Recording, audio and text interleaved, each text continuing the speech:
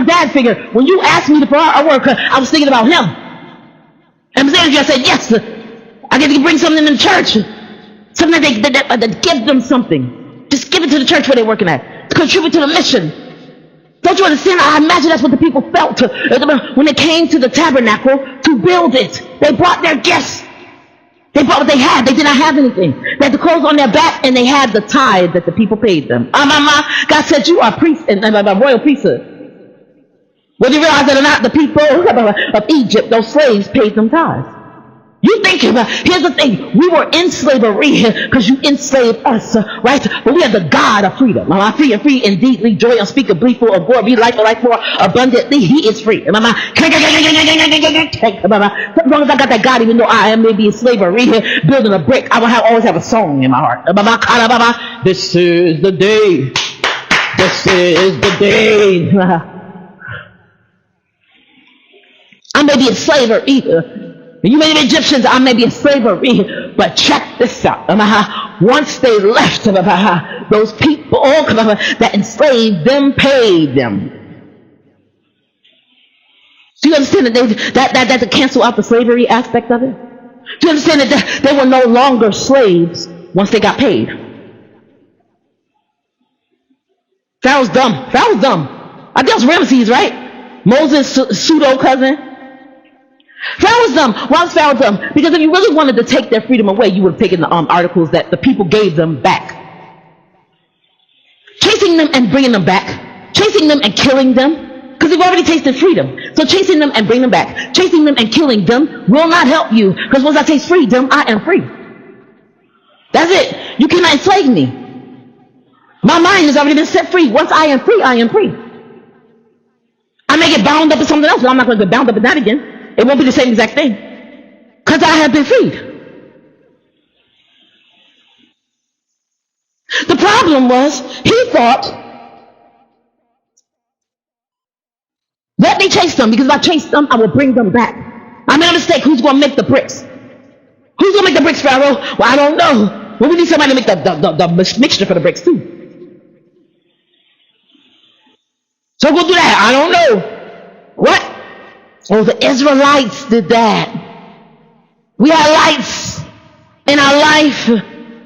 Matthew 5:16, we had lights in our life and we did not realize it because the Israelites were there and we did not pay homage to them while they were here. We did not pay them for what they were doing. So the Israelites, the light that we had before has now gone, and now all we have is darkness.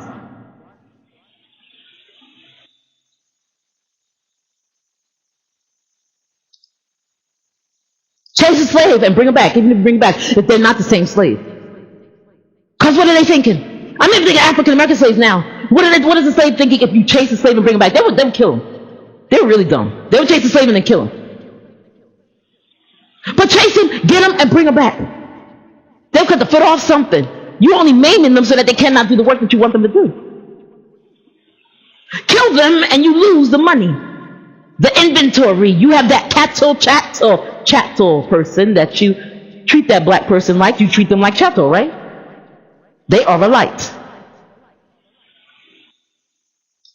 Bring them back and let them live and start them all over again, and they will always be free under your roof. You will not even be able to talk to them the same way.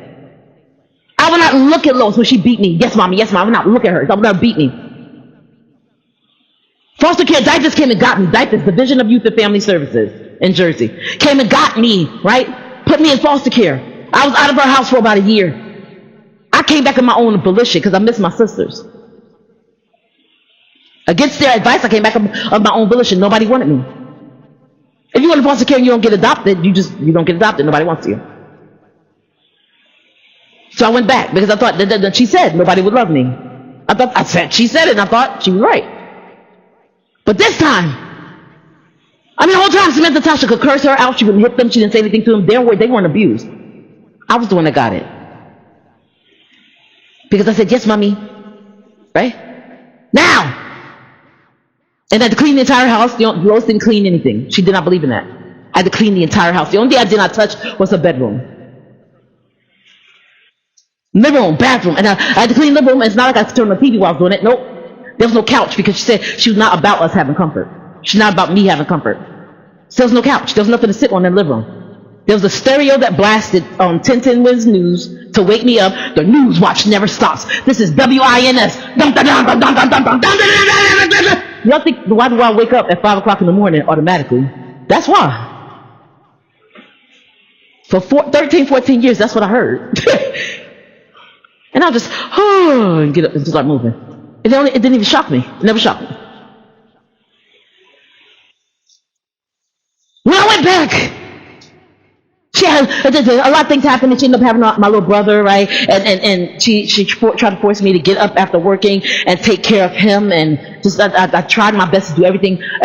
She just kept piling things on, right? But here's the one thing she never could understand. I'll be here, right? I'll be that. You call me on my name. You call me a female dog, right? I'll be that. But here's the thing: you will never enslave me again. Call me mommy, and I said I can't do that. Why? Because I never had a mother. This is at my grandma's house in front of everyone. I was being honest.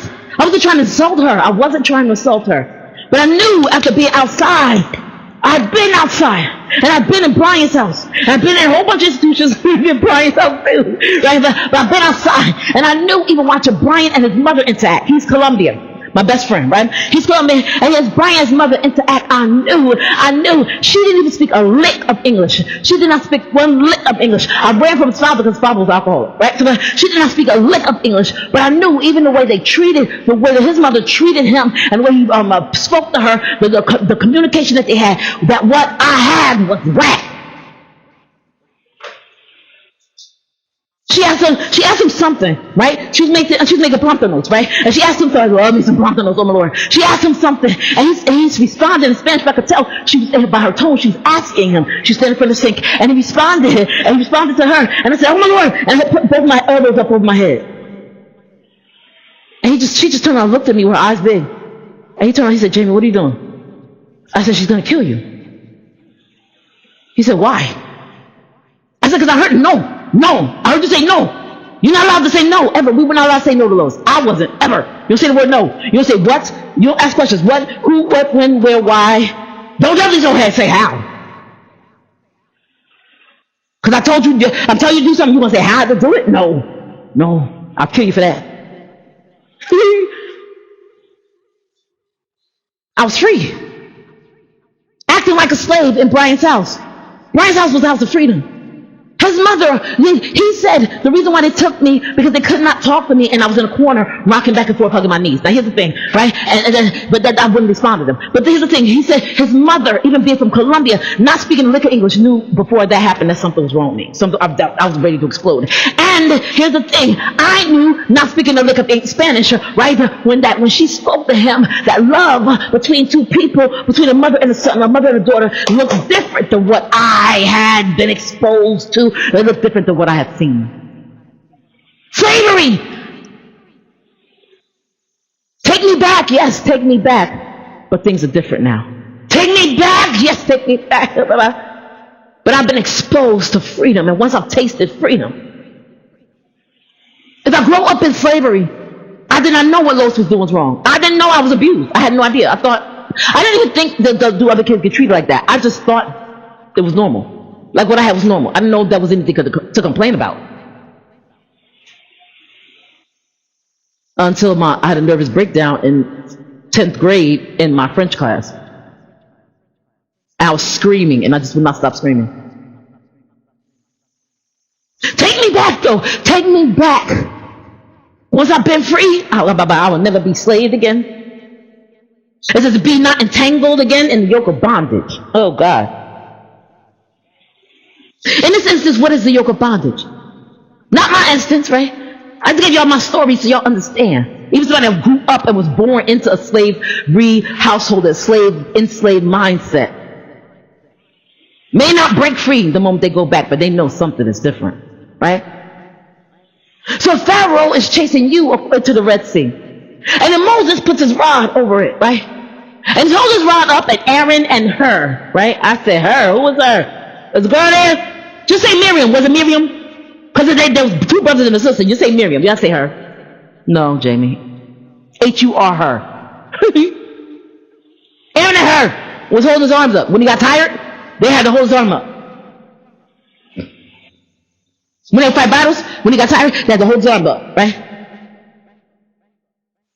Because none of the slaves knew to stop and pray. None of the slaves would stop and pray like Moses prayed. None of the slaves would stop and pray in any situation, right? Because they had just come out of slavery. So they knew leeks and onions. They knew their minds were leaking and their life smelled like onions, but they didn't know to pray. 400 years after Joseph, right? That's why Joseph said, when you go, take my bones up out of here. Because Joseph knew he started it. He brought his family into Goshen. He brought his family into it. These are nothing but the descendants of the tribes of Israel, Joseph's brothers, along with Ephraim and Manasseh. Joseph started this. That's why Joseph said before he died, he said, I don't care what happens, make sure you don't leave my bones up in here. Take my bones out of here. If this was an okay place, why wouldn't you be okay with your family's bones being here? And your bones being here? Why wouldn't you be okay with your bones being here, Joseph? If it was an okay place, you knew.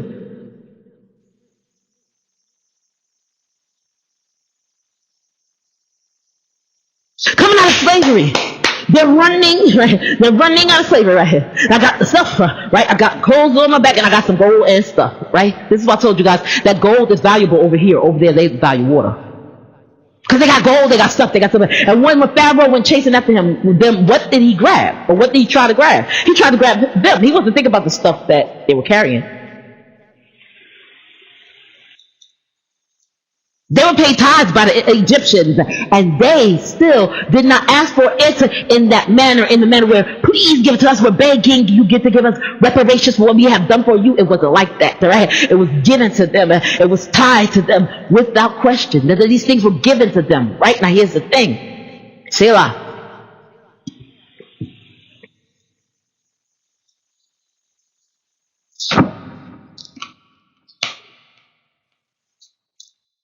With the risk of making this allegory, I don't want to do that because I don't want to. I was told that I should not throw myself into the Bible, which we know. I was told this yesterday. Jamie, don't be careful. Don't throw yourself into the Bible, right? Because if you throw yourself into the Bible, you can make ties and systems between things, right? That may not be meant to be tied together. Don't tie things. If you're going to stick with the passage, go in at that passage and maybe subset other passages behind it. I never knew that. I never understood that because of where I come from, they bounce back and forth and they will give you like 5 different passages for one message. That's why I have an eclectic knowledge of the Bible. I know the Bible, I know the Bible weird. So the risk of making this an allegory, at the risk of making this allegory, I threw myself for a moment into the Red Sea. Splash! That's the extent of it. I didn't say I throw myself to the Red Sea with the Israelites. I said I throw myself into the Red Sea. Just throw myself in. Splash! Right? Pull, breathe, kick, glide. Pull, breathe, kick, glide. That's my breaststroke. They weren't doing that though. They were. I imagine a couple of them were about to have a stroke. Because all they saw was Pharaoh and the rider. Who's the rider? It talks about Pharaoh and the rider riding towards them, right? When Deborah makes her song, this is all right. I'm telling you, I just remember the Bible in weird ways, right? I don't pay attention to certain scriptures, but when I need them, they just come back to me. The scriptures that I just read or pass over, they just come back to me, right? So Pharaoh and the rider. Who's the rider?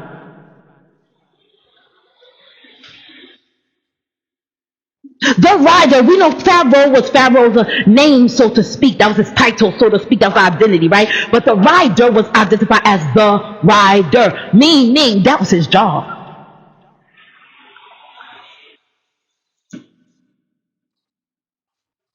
Who's I talking to? David, Nick's brother, Nick Frederickson's brother. I talked to David on Saturday, right? I said, y'all see Samuel, right? Karen had a fruit flat out. That's my baby. I was like, all right, Samuel, keep doing it. Keep doing it. Remember your pamphlet last year? I'm shame you on the streets. I'm shame you on the streets. Remember your pamphlet last year? With all that watermelon that I bought? All that watermelon. I tried to eat all that watermelon at one time for, and then want to give me a Jonathan no watermelon. His pamphlet was red. She was red for all that watermelon. But literally, Samuel loved fruit as much as I do, even more. Samuel's house in that fruit. I ain't never seen nobody eat that fast. I was like, wow. I said, is that why he's growing so fast? She said, he's a boy, Jamie. I said, but is that common? He's like, I grabbed one grape. He grabbed 6 at one time and put them all in his mouth. And he just kind of rubbed it in and threw it all in it. Rubbed his hand across his mouth, threw it all in it. I was like, Samuel, stop it. I want a grape. I want to eat it in peace. He don't grab anything. He grab one quicker than me. That's a boy. That's the book of Samuel. I said, because he did that. He identifies as a Fredrickson, Stephen and Christina's baby boy, right? That's I promise you at night, I said this before. I said, Samuel has a full-time job, and then Jonathan said like baby boss. I said, yes, Sam got a full-time job. He got a suitcase, he got a briefcase. I bet you he goes to the airport. He work at the airport. He got a full-time job. Overnight, didn't come before anybody realized it, and he get in bed because he know the alarm gonna go off at 8 o'clock. She really gets up at 8 o'clock. He know he got a job. If your son had a job, because that's Stephen and Christina's son. If your son had a job, for me, I look at the situation. I say, I don't know. I'm just here for the food. Truthfully speaking, I was there to watch baby Luke get cake smeared in his face. I was like, smash it in his face, and I started doing a cheer, and nobody was listening. I didn't enjoy not being listened to. Nobody else smashed the cake in the baby's face. They just let him eat it, but watching him eat it was funny too. I went to the portrait studio, and his parents would bring a cake. They say, Jamie, take a couple of pictures. So I take a couple of pictures, right, with the baby. Ooh, look at me. Look at me. That makes that kind of sound. Babies like that sound. I don't know why. They like that. I don't know. They're weird. So the babies are weird. So I would make those sounds, and I'll take my pictures. Right? They say, okay, I got a cake. You got, you got some cake? Yeah. They look at me like, no. This is for his face. What? Why are you tormenting your baby? You don't like your baby anymore? Why are you going to torment your baby? Just like Jimmy, I want pictures with cake in his face. I want pictures with cake all over him. I'm like, okay. Why don't we just do a cake in front of him and put some whipped cream all over him? She said, because that's not authentic, Jamie. That's not authentic. They want cake in the baby's face. So I just got used to it after a while. Cake in his face. Cake in his face. He's going to cake you up, Luke. Cake you up, Luke. Luke be looking at me like, why is she here? He won. He looked at me like, I don't know. Why is she here? I gotta take her leave her. As we were leaving, Levi was like, come on, Jamie, hurry up, come on. So Lorelai getting in the car, Levi getting in the car, and Lily's already in the car seat. You go, where's Jamie? Why you talk like you singing, Lily? Wow. Okay, Jamie. So we all in the car. We all in the car. We close the door. Samuel opened up the blinds. The party is still going on. There's like 20 people in the house. His Grammy, right, who he's going to spend the night with, Miss Joan, great-grandmother, Dorothy, and the house is packed. The house is packed to the brim.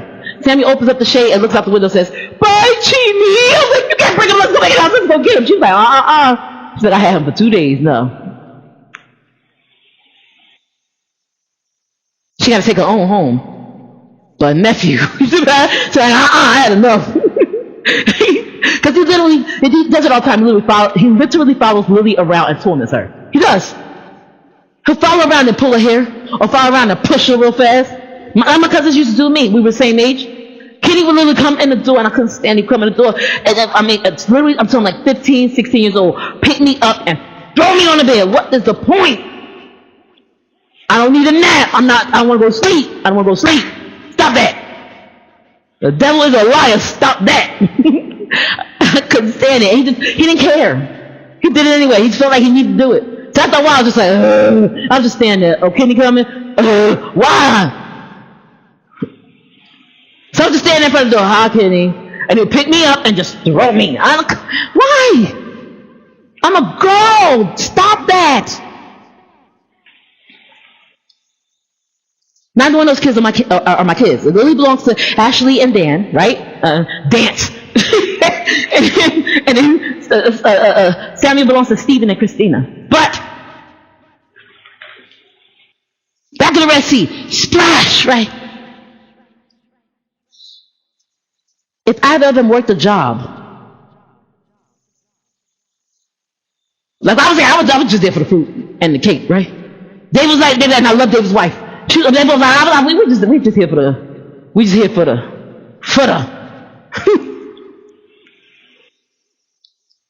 splash. If either of those kids, Samuel or Lily, ended up with a job as an adult, ended up with a job, right, where they were forced to do something that they may disagree with. I'm the writer. I'm not the Pharaoh. I'm just here to be the rider. I'm the ride along. Call me ride along Cassidy. Didn't people back in the Western stuff like that? They had what you call sidekicks, right? Remember Robin, Batman and Robin. Robin was just there for the tights. He was there for a pretty red outfit. Batman did the work. Batman had the Batmobile. Remember Thundercat? Thundercat. Oh, right here, you got the Thundercat, the main Thundercat with the sword, right? The sword over the eye, right? Remember that? I love that because I think it's biblically based. The sword over the eye gives you sight behind sight. Don't play with me. Christina did not like us watching it at the house because she thought it was too scary for kids. I like this Bible. You let them watch It's Love the Blonde. This Bible. She said, Jimmy, do they take out a Bible? Then no. It's biblically based. The sword. Ephesians 6, right? The sword gives you sight beyond sight. Sword. But I say even the Thundercat, right? Thundercat. Oh, now he could have picked a different word. Thundercat. Chicken. Because I don't like, that word. Oh, you could pick a different word, and I don't even want to say it. It hurts my feelings a little bit. Anyway, I started about Gomer. I did. That's where my mind goes. So anyway, you got that Thundercat, right? But remember Snarf? Snarf walked around. Snarf became real smart. He did. So he would help them. He had like a little bit of wisdom. But Snarf just walked around and said, Snarf. He was just there to snarf things. He snarfed things. So he walked around and said, Snarf. Every sentence has snarf in it. Are you going to snarf that? And if people understood what that meant, are you going to smell that? Are you going to eat that? Something. No, but are you going to snarf that? Snarf. And when we wasn't talking about it, snarf. Snarf was just there to snarf things. Snarf was right along Cassie. Like Snarf was that sidekick, right? That just snarf things. So when I was watching a couple episodes, and anytime they went anywhere, the Thundercats were smart. Because they went 2 by 2 or something like that. But anytime they went anywhere, they would never go alone. I'll go with Lionel. Okay, I'm gonna take Snarf with me. Even the head, that's the head. Lionel, Thundercats. Oh, he would need a partner. They'll go in 2 by 2. So he would take Snarf sometimes. Even though Snarf couldn't fight. Lionel would keep the sword. Lionel would do the fighting. He'd say, Snarf, hide, and he'd start fighting. He'd take care of his partner because his partner can't fight. All his partner could do is snarf, and snarfing is nothing. I should start snarfing. Walk up to people and say, Snarf. Go to the pastor, go to David Lewis. Are you going to snarf that? We'll see his face. Snarf that. Just give me some snarf. Give me some snarf. I'm hungry. Snarf me some food. Snarf. I'm good for nothing but snarfing. I got a little bit of wisdom, but I got some snarfing. A little bit of wisdom, but a lot of snarfing, right? Either way, you need me. I can't fight, and I can't help you, and I can't defend you. But I'll come along and annoy you by saying snarf all the time. I'll do that. That's my way house. I'm saying my way house. That's my way house. Everybody needs a partner, right? So Pharaoh took the rider. Now is the rider along, or is he the driver? Was it like a driver Miss Daisy type situation? Or was it like Saul, right? Remember Saul was fighting in the war that he should not have been fighting because Samuel told him the night before when he was at the witch at Endor's house, he said, next day, by this time tomorrow, you and your sons will be with me. And Saul died that very next day, but he died because he dressed in, he thought he was smart, he dressed in another man's armor. When he dressed in armor, he dressed down as king. If he had stayed in king's armor, it's possible that he wouldn't have gotten shot the way they did. But he dressed in another man's armor. Because he did that, he got killed. The same way Ahab did. Almost. So I thought he was smart by dressing another man's armor, and when he did that, the enemy saw them on a chariot. While these 2 men dressed like that on a chariot, dressed like soldiers, regular soldiers on a chariot, and they took shots at them. Sometimes when I dress down, does that highlight me?